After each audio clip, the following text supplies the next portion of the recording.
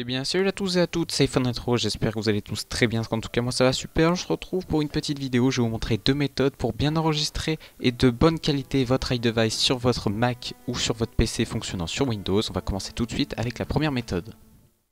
Comme première méthode, j'ai choisi le logiciel Reflector que j'utilisais il y a de cela un petit peu de temps. J'ai bien aimé ce logiciel, disponible sur le site rsqrl.com. Je vous mettrai les liens dans la description de la vidéo bien évidemment. Disponible au prix de 13 $ sur Mac, Windows et Android. Alors, qu'est-ce que Reflector? Eh bien, c'est un logiciel qui va tourner votre appareil en récepteur AirPlay et pour pouvoir ainsi diffuser du son, de la vidéo ou même du son et de la vidéo en même temps. Alors, c'est plutôt sympa. On va voir déjà comment le mettre en place sur son iDevice. Alors il faut déjà être connecté au même réseau Wi-Fi que l'ordinateur ou l'appareil Android. Vous ouvrez après le centre de notification, vous touchez le bouton AirPlay, vous choisissez l'ordinateur qui a lancé le logiciel Reflector et enfin vous activez ou non la recopie vidéo. Par exemple, vous pouvez vous en servir d'enceinte si vous ne cochez pas la recopie vidéo, ça peut être plutôt sympa. Donc là on se retourne sur l'ordinateur, on va voir l'appareil pouf qui va apparaître maintenant. Et ensuite, eh bien, qu'est-ce que c'est? Eh bien, on aura une frame autour de cet appareil, donc comme vous pouvez le voir ici, comme si c'était un iDevice. Alors, il ne faut pas confondre, beaucoup de gens confondent qu'on peut contrôler l'appareil directement. Non, ici, on peut juste l'afficher. Là, c'est pas via la souris que je fais toutes ces actions. Là, c'est juste affiché. Alors au niveau des performances, vous pouvez voir que c'est plutôt correct. Bon là on est dans le menu, on est à du 60 fps, mais dès qu'on va arriver dans le jeu, voilà, on va être à du 30 fps environ.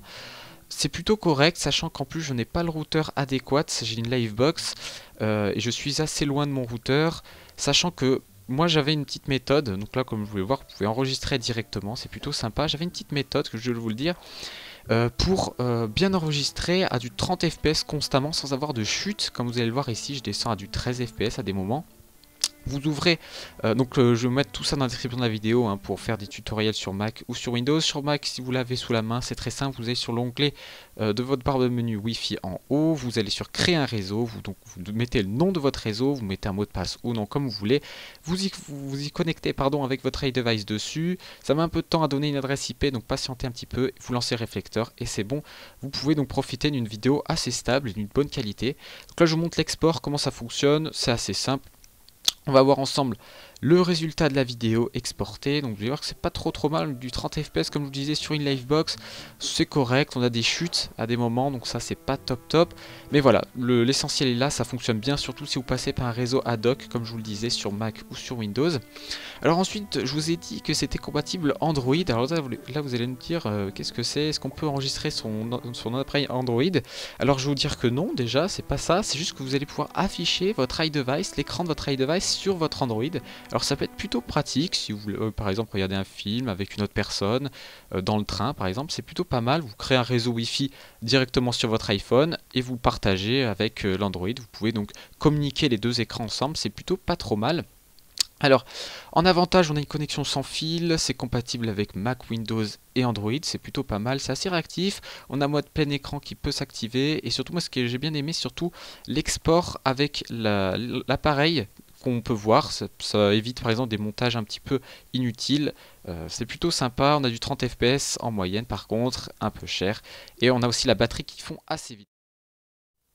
En méthode numéro 2, je vous présente le logiciel QuickTime. Alors pour les personnes qui ont un Mac ou qui connaissent un petit peu Mac, ont tout de suite reconnu le logiciel, c'est QuickTime Player qui est directement intégré à macOS X. Donc pour ça c'est gratuit, ne vous inquiétez pas. Par contre pour utiliser cette méthode, il faudra obligatoirement un ordinateur sous macOS X Yosemite et enfin un iDevice relié par câble USB fonctionnant sur iOS 8 minimum. Ensuite vous allez dans les sources, voilà, vous sélectionnez la petite flèche qui est à côté du bouton recording, vous choisissez la source vidéo, donc moi c'est mon iPhone, la source du micro c'est mon iPhone également, sinon j'entends pas le son du jeu.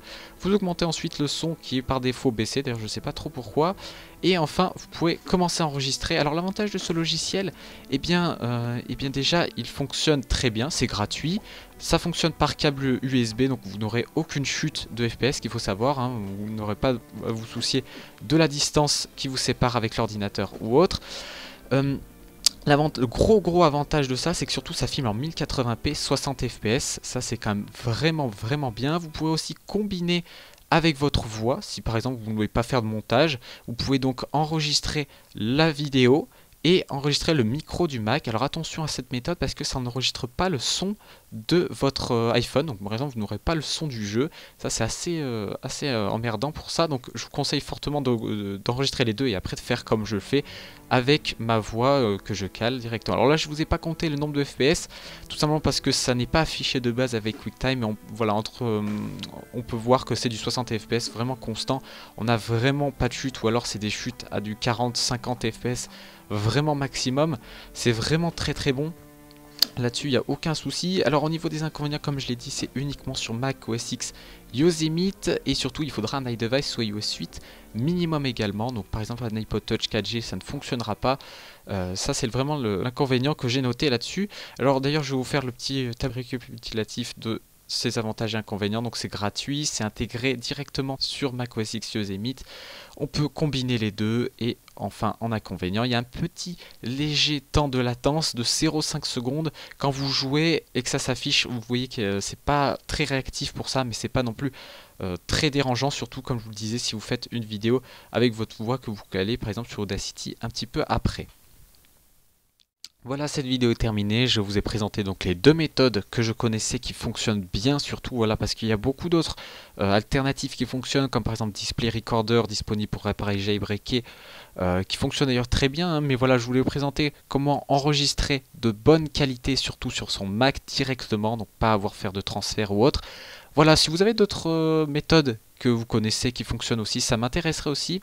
Donc n'hésitez pas à lui dire tout ça dans l'espace commentaire, dire laquelle vous préférez, tout ça. Voilà, c'était iPhone Retro, j'espère que la vidéo vous a plu. Allez, ciao tout le monde.